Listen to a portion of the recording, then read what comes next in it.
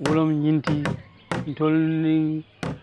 Babylon ni laso de ka dami Babylon ay batandiro ka ni tol tundo kam bake tol ngabota min sotoje wolom nyin Babylon kunko ni ka mimfo mim lamin jaaju nyinti wala nala molu tata kata sapinna kunku keno nyin kon lamine momin kumbondi mandina ay momin kumbondi lamen ay momin kumbondi makumbaya ay momin kumbondi kerewan ay momin kumbondi daranka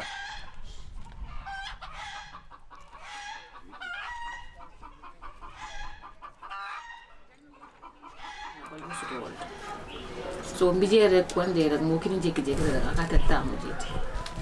so fo one day ina ta ji attack sate sabar lamen kerewan makumbaya tolu mo sabar mun tani koto ni koto keba mun be ale mo interview so ko nate ndel muy do la bang dol ga kunko so kabiri 1971 72 73 nga jete yaade keba dantani bijaye keba woro sila forowla nde kata jobiye da nata bulu nga kolong nda kolta nga kolong sinje ntani nyimbaji kuna ngol bala kata nyimbo sol mun nyabele be falu otumo nyul dini o dol fa manta school otumo mbani cheno min to jang wulu faale tab anin telenga janto ko birinte wuluta mfurta sanji kononto ngani cheno taram faamale bulu natele ka jando ku fo alayatina fama banta nin ko to ma nyol nga jambe cietala ni area be mun tetaleti anin do ma nyol nteto alhaji fa siselati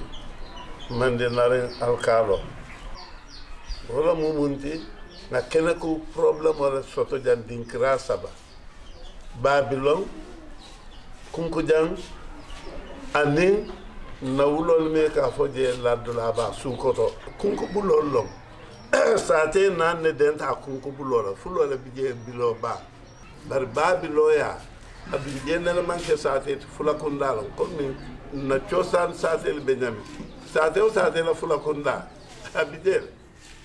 wala mu bere ni sol ka jambando minke ni sate dol be mol ka taje senol wala afina sate be denta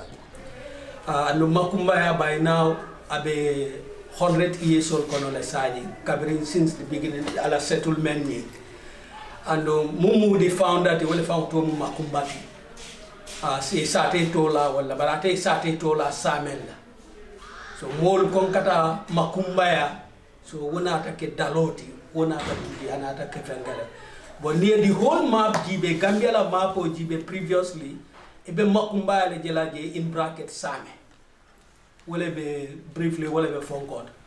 and makumba ay jan soto nyaadi le makumba first time ala settlement was in Banjul abe sabakere no Banjul ne barakana famin na Babylon jam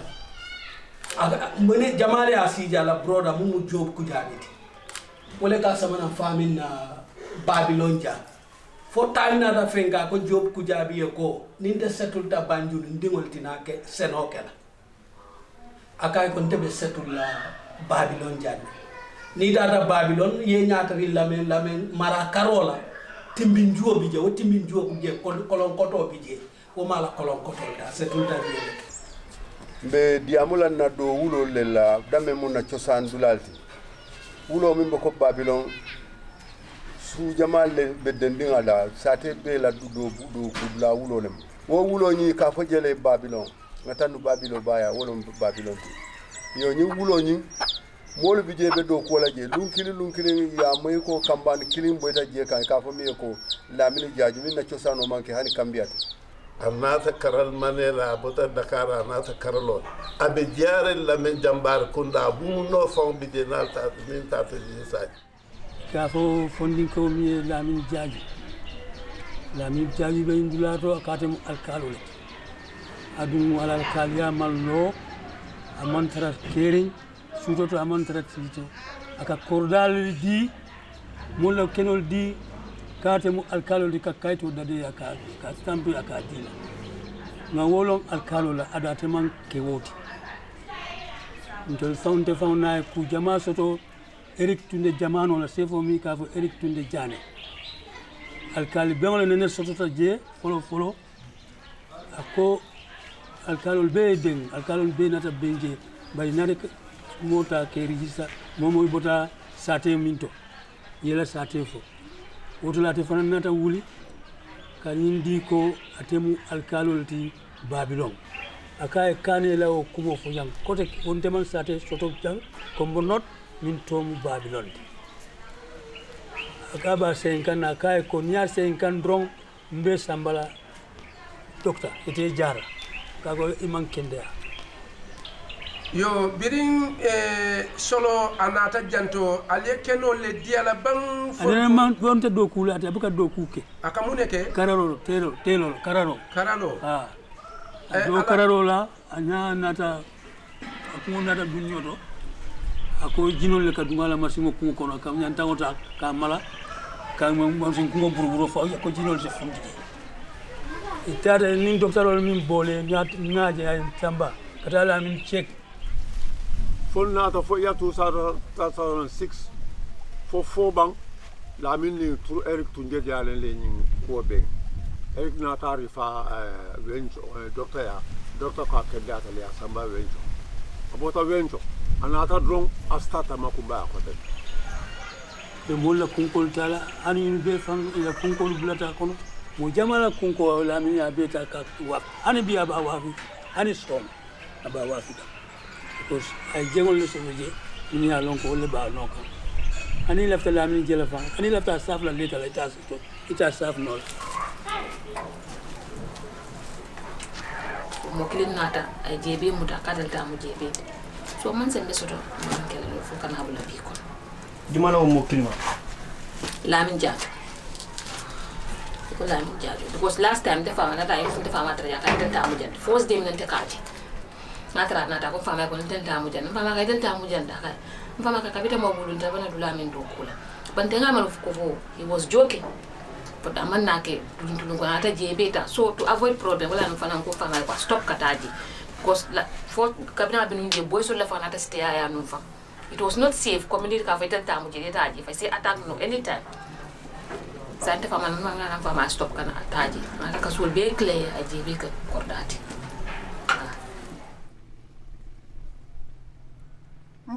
mbarada la mi la nyinko ko no ay mbatandi bakel bedula te fo mbe seno la je de nyindula sanji talulu sanji woro fo nada na bungo loje irara na bungo jani ya boy na kasul fo nga jo fa ka kontem bukano ambi fije na dudol bije nga kolo ngo sin abena palaso to la min dinding ay nante kumbondi je yenna ba boya be kuntu ito le ni rolu uto ka ba boya be kuntu da wada sa inati seddu na ceno kono ila sembo kan inata murun ko toke ka foundation o sing wala ni foundation oti iko ito le tan sembo la wuluta janne menta janne mfututa janne musunani le bembulu birin demanding mfaye jante nyin kabirin na nyin dulanto jana nyin abemu 110 meters leti nata kibaro soto iko lamin jaju iko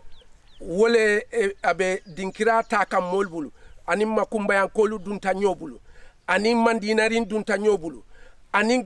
kerewan dunta nyokan e binakan nakafu nyoma e kafa e sambu kamara akonye ko a keba lamini a nyatili ngalla ma fongol lan ko nanata abe dannan teleya ya alenyin dulan menu beje ateleya di mol nyin dulan nyin bungolu kata teng fo kata fo akafo damento ko Babylon inata janto yen tara jang ni dunta nyola iko sojarol menu nge ya di soja ya nadula kuntu ya di sojarol menu la iko munati nambewol bayla nko eko jantela dinkirati ntelela dinkiramu ni dunta nyola akonye ko sojarol konye ko ha bari lamin le nyin dulan dialan kay at lamin tante ay ta lamin ya ala dula dial ni bota woto muso do bije aya ya kuntu ya di wala suru a muso len fano biringa na ta wato men na ngata jang abe fitarola ngay ko jamale ni da ko ne ko mande lamin moma ko jang wo samo na ta ngana la ay mo samba nan jang kana do ko ndeba wo do ku la mutade ngatele bulo muta tenti tap na borta mba kuruntu kam a saba kam fo mbina futala moto atata woni bitema aman futat na jang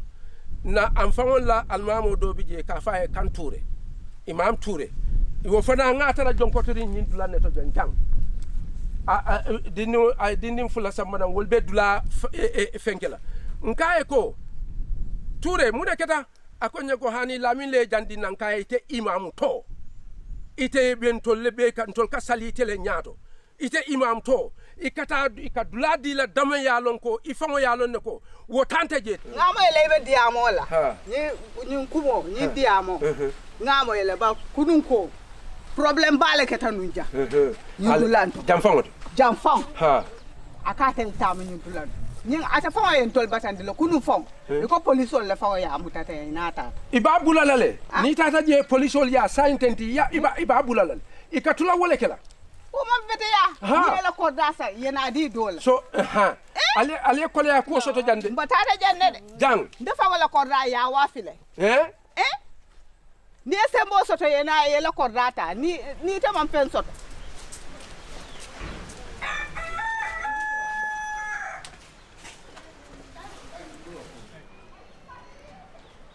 ale nyine nga babilo kunya minna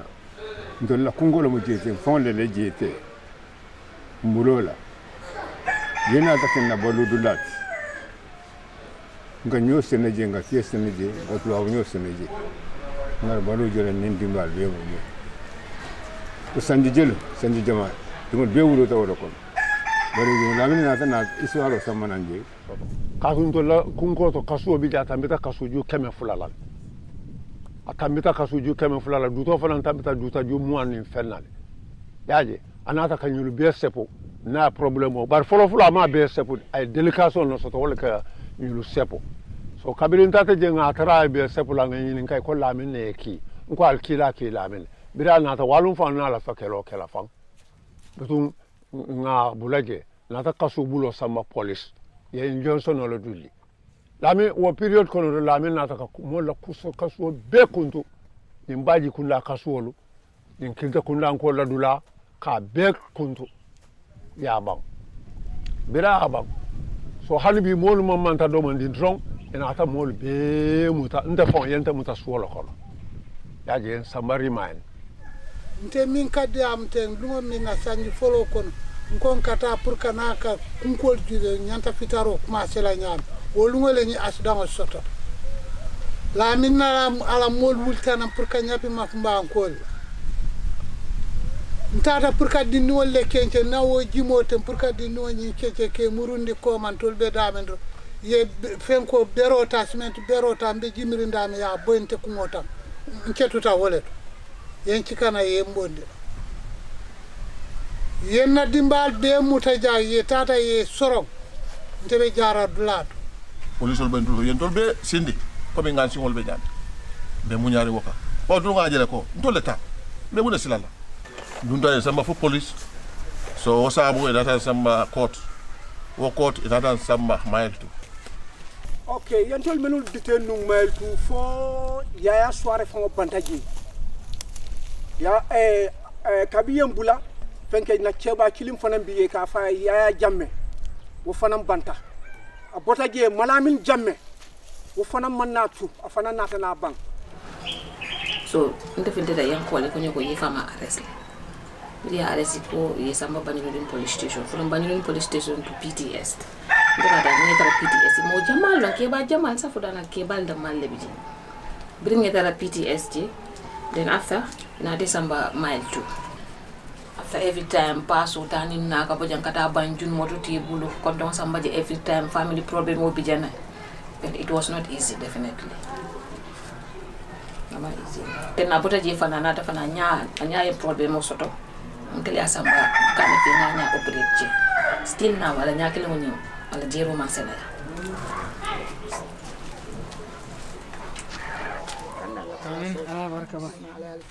lundo fangong aka kole ambulu buka soto mbe mun kala kino kono mani koy kensanga ka wole jonke ninga afajita nga kokije na londi dobi je dimbal buka sonka dom ni aje dimbal janjanta nka sinka kumbo malo mbe kala nyame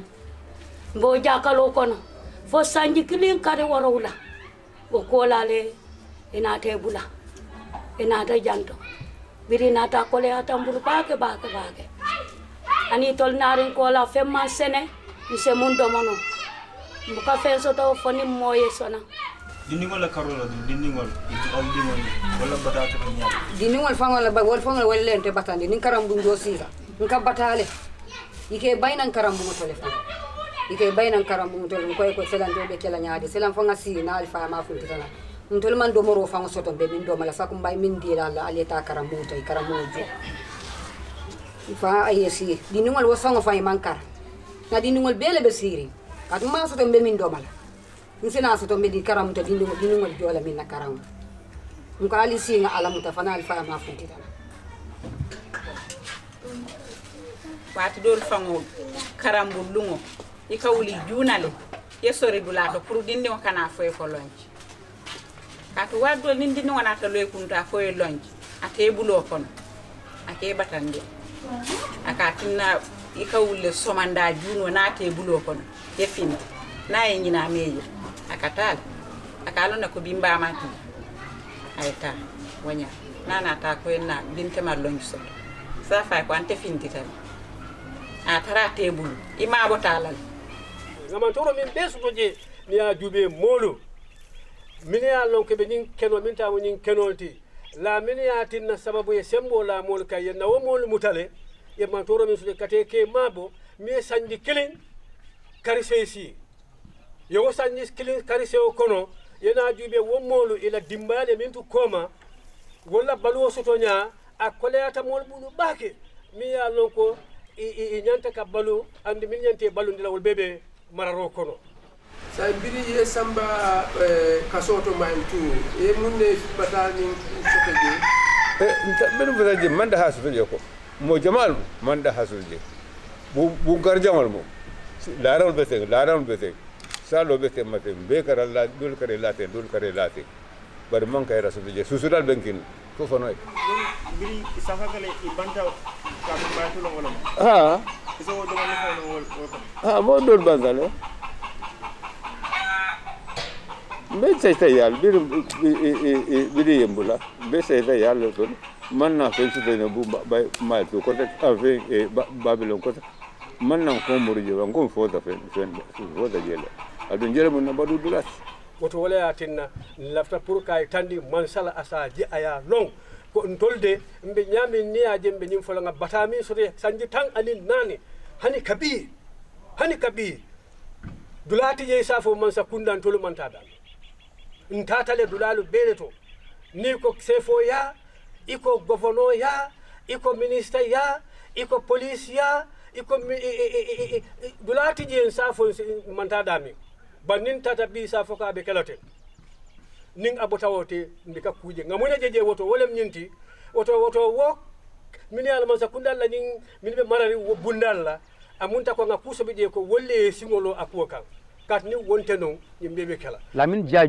lamin kunkiling sate jilo ay molbe torale ay molla kenol be mutake wafi man sakunda every places de nintata minister of lands local government e sa fonye ko ali lamoy size enough is enough apart from the president office but lati je manta dame governor office minister of lands anywhere even interior ngata beleto because ngami avoid man la fitnol kan ya jembe o fola antemaje ntol manta dula minto ntala dawoda nte dula jama bi je mol tata da minto nte manta da ma man siade ban nintala dawoda ka min din tolla wolom alsi aliye tenko aliya tu luabul wolwa kanto han kabimbe wolela kese bukawa jabato ye kaytol bondi kaytandi ko je manke sate lamin manke alkalde itol kilingo yo kayto di mo la han kabi ibka stepta e ka fo kal si al yembat lamin na mol wol ba kay be bol lo kandro be bol lo kam ntole luwal buñale bari man sa famo meye luwa du nda malu tema aman luwa buña wala mun na problème oti hani bis lamin be korda kuntola andi ko mole ko alisi alkana femfo ye do bulo city akoto ye do bulo firing ikay ko yaro felendi mune mu woti man sakuna ma fentaji mamula kulta en kula mbe namul jolla min fele abaka nami jono a fanko mande as alkal stampol babul criminal yal tamita won because cabin former government nga noma ya announce ko jam lami manke alkalti babylon manke sateti yo wo government botaje the second government natana ko de wala adam baroti o fana ya announce ko lami manke alkalti babylon manke sateti o fana still now mba noma kan then that means government ning wala ni lami be do ko la ndol nga expect ko dulalle di key holders of the government na wala yatna ni tata dawda kol bukatano bari lafta men yitandila molla wala mun nyinti ko lamin wallahi nsafono ko man saba normally man sakunda ba kotole because ikafo molele ko ali se alkana femma alkana problem cause bari ika lamin bula lamin ka kordal kuntu molye nyine mun bulu problem odi sojarinte a policinte a ministante a pam secretinte a vice presidente a imamute a local government ministate a be momo en yo soto nyin dulantole momo en yo soto nyin dulantole bari silan sañi ni la intereso ye wole long nyim bun kendol men be kalo director len pam secretary ministalu anin police kebalu anin nyim sojar kebalu anin nyim mo kote mon I bele kata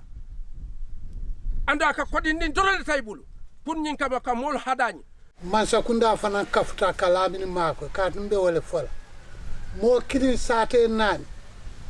mo kilin obe mol tora ka be nyapila mol la ken wala be wafula ala bala fiya ko tamandi wokon sanyin babylon ko ay dimin nyaaje ne bodunda ne bodo ba singar senola sila no sanalla kungo ni atara wona ta tinyambul kumbul ko saro debita man kende Allah fa nga fafan wala jarta nyi mbel ñun foy tol dem banko digot katambin tol la ba mu ne be usabula